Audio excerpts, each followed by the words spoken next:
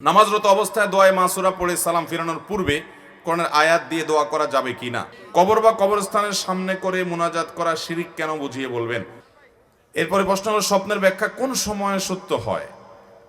স্বপ্নের সাপ বা বিপদ দেখলে কি হয়? দেখুন, স্বপ্ন বিভিন্ন সময় সত্য হওয়ার সম্ভাবনা থাকে, কিন্তু এগুলো কোনো নিশ্চিত বিষয় নয়, এগুলো সম্ভাবনার ব্যাপার। যেমন ভোরের সময়টা অনেক সময় সত্য স্বপ্ন হওয়ার সম্ভাবনা বেশি থাকে। যে স্বপ্ন মানুষ দেখার পরে করে স্পষ্ট তার কাছে মনে থাকে, স্বপ্ন সত্য হওয়ার সম্ভাবনা বেশি থাকে ভালো ভালো সময়গুলোতে। সাপ বা হিংস্র জীবজন্তু এগুলো অনেক সময় ব্ল্যাক ম্যাজিকের কারণে, কালো জাদুর কারণে, আপনি যদি দেখেন যে সাপে দৌড়াচ্ছে, কোনো হিংসাত্মক হিংস্র আপনার কোনো প্রাণী আপনাকে তাড়িয়ে বেড়াচ্ছে, তাহলে এগুলো বেশিরভাগ ক্ষেত্রে ব্ল্যাক ম্যাজিক এবং কালো জাদুর কারণে হয়ে থাকে। আমি প্রায়শ বলার চেষ্টা করি, প্রতিদিন মাহফিলে বলার চেষ্টা করি, ভাইরা আমার, প্রতিটি ঘরে ঘরে ব্ল্যাক ম্যাজিকের রোগী আজকাল, প্রতিটা ঘরে ঘরে দুষ্টজিনে আক্রান্ত মানুষ আপনি টের পাচ্ছেন না। আপনার ছোট বাচ্চা 2 বছরের, ওর উপরে দুষ্টজিন ভর করে আছে। আমরা বলি যে এত দুষ্টামি করে, এত মানে পাগলামো করে, সীমাহীন। আমি আমার ব্যক্তিগত অভিজ্ঞতা থেকে বলছি, আমার রিয়েলাইজ থেকে বলছি, এগুলোর বেশিরভাগই হলো শয়তানের উপদ্রব, দুষ্টজিনের উপদ্রব এবং ব্ল্যাক ম্যাজিক। ঘরে ঘরে জনে জনে এই রোগের আক্রান্ত। এই রোগ থেকে বাঁচার জন্য কোরআন আঁকড়ে ধরার বিকল্প না। ঘরে ঘরে কোরআন তেলাওয়াত চালু করে দেন, কোরআন তেলাওয়াত চালু করেন, নগদে আল্লাহর কুদরত দেখেন, এবং এর কোনো বিকল্প নাই। এই জন্য স্বপ্নে এই সমস্ত বিষয় দেখা অনেক সময় ইন্ডিকেট থাকে, সব সময় না, অনেক সময় ইন্ডিকেট এবং আক্রমণ আপনার আলামত থাকে, যে এর মাধ্যমে আপনি অনুমান করতে পারেন যে আপনার উপর ব্ল্যাক ম্যাজিক এবং কালো জাদু ভর করেছে। আজকাল দেখবেন আত্মীয় স্বজনরা অনেকে আপোষের তাবিজ করার জন্য অনেক কবিরাজের কাছে যায়, আছে না নাই? ওই কবিরাজগুলো জেনে না জেনে কুফরি কালাম করে, শয়তানের আশ্রয় নেয়, শয়তানের সহযোগিতা কামনা করে। আপনার আপোষ করতে গিয়া, আপনার বিরুদ্ধে তাবিজ করতে গিয়া আপনাকে ব্ল্যাক ম্যাজিক করতেছে, আপনাকে কালো জাদু করতেছে, আপনি টেরও পাচ্ছেন না। কিছু খাওয়ায় দিচ্ছে, কিছু শোকায় দিচ্ছে, তাবিজ আপনার বালিশের নিচে রেখে দিচ্ছে, চিপা চাপা রেখে দিচ্ছে, বিভিন্ন রকমের আপনার সুই এটা সেটা রেখে দিচ্ছে, কবরে পুঁতে রাখা হচ্ছে, মানুষকে ধ্বংস করে শেষ করে দেওয়া হয়। আমাদের দেশে এগুলো প্রচন্ড রকমের বাড়া বেড়েছে। অতি সম্প্রতি দেখবেন ফেসবুক ইত্যাদিতে বিভিন্ন কমেন্টে দেখবেন তান্ত্রিক অমুক কামরূপ কামাখ্যা থেকে প্রশিক্ষণ প্রাপ্ত, দেখছেন নি? হেনিতে আসেনি? হেনি কেন, সারা দেশে আছে, শুধু ফেনি কেন, সব জায়গাতেই, ঢাকা শহরেও আছে, সব জায়গাতে আছে। এগুলো থেকে বাঁচার জন্য সকাল সন্ধ্যার দোয়া কখনো ছাড়বেন।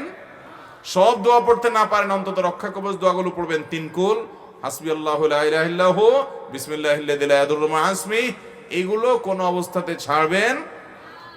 খবরদার, ঘরে ঘরে শুরু হয়ে গেছে। আল্লাহ তাআলা আমাদেরকে বেঁচে থাকার তৌফিক দান করুন। কবর বা কবরস্থানের সামনে করে মুনাজাত করা শিরিক কেন, বুঝিয়ে বলবেন। কবর বা কবরস্থানের সামনে মুনাজাত করলেই শিরিক হয়ে যাবে, ব্যাপারটা এরকম না। বরং যদি কেউ কোনো কবরওয়ালা, কোনো মাজারওয়ালার কাছে সন্তান চায়, ব্যবসা চায়, উন্নতি চায়, মনে করে তার হাতে আছে, সে আল্লাহর কাছে নিয়ে দিবে ভায়া মিডিয়া, এই জন্য ওই কবরওয়ালার কাছে, মাজারওয়ালার কাছেই দোয়া করে সন্তান চায়, তাহলে সেটা শিরিক হবে। কারণ সে এটা চাইবে আল্লাহর কাছে, আল্লাহর গোলামের কাছে চাইলে এটা আল্লাহর সঙ্গে পার্টনার সাব্যস্ত করা হয়। এটা তো বোঝা যায় দিনের আলামতে কেন শিরিক হবে। আর শিরিক সবচেয়ে বড় অপরাধ, আল্লাহ তাআলা মাফ করবেন না তওবা ছাড়া মারা গেলে। অতএব শিরিক থেকে বেঁচে থাকতে হবে। কিন্তু কেউ কবরের দিকে ফিরে আল্লাহর কাছে দোয়া করছে, কবরওয়ালার কাছে না, তার বিশ্বাস না যে কবরওয়ালা কিছু দিতে পারে, তাহলে এটা শিরিক হবে না। কিন্তু এটা, এই দোয়ার পদ্ধতিটা গলত এবং ত্রুটিপূর্ণ, এটা দোয়ার পদ্ধতি নয়। বরং দোয়া কবরের দিকে ফিরে করার কিছু নাই, কারণ কবরের দিকে দোয়া করলে সে দোয়া কবুল হবে এমন কোনো গ্যারান্টি হাদিসে বলা, যেদিকেই ফিরে দোয়া করবেন সে দোয়া আল্লাহর কাছে নিবেদন হতে পারে। কিন্তু কবরের দিকে বিশেষভাবে ফেরার কোনো বৈশিষ্ট্য যেহেতু নাই, আপনি কেন ওদিক ফিরে দোয়া করবেন, সেটা ভুল। আপনি প্রয়োজনে কেবলার দিকে ফিরে করতে পারেন, অথবা যে কোনো দিক ফিরে করতে পারেন। নির্দিষ্ট কোনো দিককে নির্ধারণ করলে তার কারণ আপনাকে দেখাতে হবে, হাদিস কোরআনে বলা হয় নাই।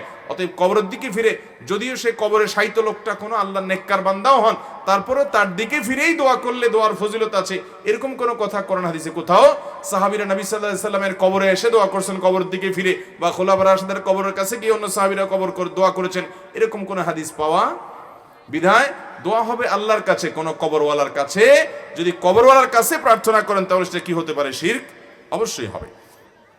নামাজরত অবস্থায় দোয়ায়ে মাসুরা পড়ে সালাম ফিরানোর পূর্বে কোরআনের আয়াত দিয়ে দোয়া করা যাবে কিনা, বা কি কি দোয়া পড়তে পারবো? ভাইরা আমার, নামাজের শেষ বৈঠকে আমরা যে দোয়ায় মাসুরা পড়ি আল্লাহুম্মা ইন্নী যালামতু নাফসি যুলমান কাসীরা, অত্যন্ত আবেগঘন একটা দোয়া। আপনি নামাজের পুরো নামাজের ভিতরে মনোযোগ রাখতে পারেন বা না পারেন, এই দোয়াটা পড়ার সময় আপনার মনোযোগ আসা চাই। এটার অর্থের দিকে খেয়াল করবেন, আল্লাহুম্মা ইন্নী যালামতু নাফসি যুলমান কাসীরা, আল্লাহ আমি নিজের প্রতি অনেক অবিচার করছি, অনেক জুলুম করেছি, অনেক গুনাহ পাপাচার করেছি। এমনকি এই যে নামাজ, পুরো নামাজ শেষ করলাম, মনোযোগ কতদিক চলে গেছে, মনোযোগ নষ্ট হয়ে গেছে, আমি নিজের প্রতি নিজে জুলুম করেছি। আল্লাহুম্মা ইন্নী যালামতু নাফসি যুলমান কাসীরা। এরপরে কি? ওয়ালা ইয়াগফিরুদ যুনুবা ইল্লা, আল্লাহ পাপাচার সমূহ আপনি ছাড়া কেউ মাফ করতে পারেন না। ফাগফিরলি মাগফিরাতাম মিন ইনদিক ওয়ারহামনি ইন্নাকা আনতাল গফুরুর, আল্লাহ আপনি মাফ করে দেন, আপনি রহম করেন, আপনি গফুর ক্ষমাশীল, আপনি দয়ালু। এটা বলে এরপর আপনি সালাম ফিরালেন, মানে আল্লাহর কাছে মাপ চেয়ে ফিনিশিংটা অন্তত ভালো করলেন। এই জায়গাতে দোয়া কবুল হয়। নামাজের শেষ বৈঠকে কি হয়? নবী করিম সাল্লাল্লাহু আলাইহি ওয়াসাল্লাম বলেছেন সুম্মা লিয়াতাখাইয়ার মিনাদ দুআ মা শা, শেষ বৈঠকে দুরুদ, আত্তাহিয়াত দুরুদ পড়ার পর সে তার যে কোনো চাওয়া আল্লাহর কাছে নিবেদন করবে। অবশ্যই সেটা বর্ণিত কোরআন হাদিসে বর্ণিত দোয়া হতে হবে, এজন্য এটা দোয়া কবুলের জায়গা। এখানে দোয়ায়ে মাসুর বা হাদিস বর্ণিত দোয়া আপনি করতে পারেন। নবী করিম সাল্লাল্লাহু আলাইহি ওয়াসাল্লাম এখানে আল্লাহুম্মা ইন্নী যালামতু নাফসি যুলমান কাসীরা ছাড়া আরো একটা দোয়া পড়তেন প্রায়, সেটা হলো আল্লাহুম্মা ইন্নী আউযু বিকা মিন আযাবি জাহান্নাম ওয়া মিন আযাবিল কবর, আল্লাহ আমি জাহান্নাম থেকে এবং আযাব কবর আযাব থেকে পানা চাই। ওয়া আউযু বিকা মিন ফিতনাতিল মাহইয়া ওয়াল মামাত, জীবন এবং মরণের ফিতনা থেকে পানা চাই। ওয়া আউযু বিকা মিন শাররি ফিতনাতিল মাসিহিদ দাজ্জাল, দাজ্জালের ফিতনা থেকে পানা চাই। চারটা বিষয় থেকে পানা চাইতেন, জাহান্নাম, কবরের আযাব, জীবন মরণের ফিতনা এবং দাজ্জালের ফিতনা। আল্লাহ তাআলা আমাদেরকে এই দোয়াটা বিশেষ করে পড়ার তৌফিক দান করুন। মুখস্থ করে নেবেন এবং পড়বেন শেষ বৈঠকে। সমাজের প্রভাবশালী ব্যক্তিগণ বা ভাই যদি দুর্বল ব্যক্তির উপরে বা দুর্বল ভাইয়ের উপরে জুলুম ও অত্যাচার করে, তাদের পরিণতি কি হবে? তাদের পরিণতি হলো তারা মুফলিস হবে, ভিখারি হবে। ভিখারি বোঝেন? নবী সাল্লাল্লাহু আলাইহি ওয়াসাল্লাম বলেছেন আতাদরুনা মানিল মুফলিস, তোমরা কি জানো সবচেয়ে অভাবীকে, ভিখারিকে? সাহাবীরা বলছেন আল মুফলিসু ফিনা মাল্লা দিনারাহু ওয়ালা দিরহামা, আল্লাহর রাসূল যার টাকা পয়সা নেই আমরা তাকেই তো ভিখারি মনে করি। নবী সাল্লাল্লাহু আলাইহি ওয়াসাল্লাম বলেছেন না, সেটা না, টাকা পয়সা নাই এটা এমন কি আর হলো, এক সময় আসবে তার হাতে। কিন্তু আসল ভিখারি হলো যে দুনিয়া থেকে অনেক নেকামল করে নিয়ে গেছে, আখিরাতে কিন্তু দুনিয়াতে মানুষের প্রতি বিভিন্ন জুলুম অত্যাচার অবিচার করছে, গালিগালাজ করেছে, ধমক দিয়েছে, অন্যায় করেছে, টাকা পয়সা মেরে খেয়েছে, ইজ্জত নষ্ট করেছে, গীবত শিকায়াত করেছে। মানুষের রক্ত নষ্ট করার কারণে কিয়ামতের ময়দানে তারা আমলে পাহাড় নিয়ে আসার পরও বহু পাওনাদার একত্র হবে, আল্লাহর কাছে বলবে আল্লাহ আমাকে গালি দিয়েছে, ধমক দিয়েছে, আমি কিছু বলতে পারি নাই। তখন তার ওই যে নেকামলগুলো করে গেছে সেখান থেকে সওয়াব দিয়ে দিয়ে পাওনাদার বিদায় করা হবে। একসময় তার সমস্ত আমল শেষ হবে, সওয়াব শেষ হবে, তখনও পাওনাদার বাকি আছে। এবার পাওনাদারদের পাপের বোঝা তাকে নিয়ে জাহান্নামে যেতে হবে। এ হলো আসল ভিখারি।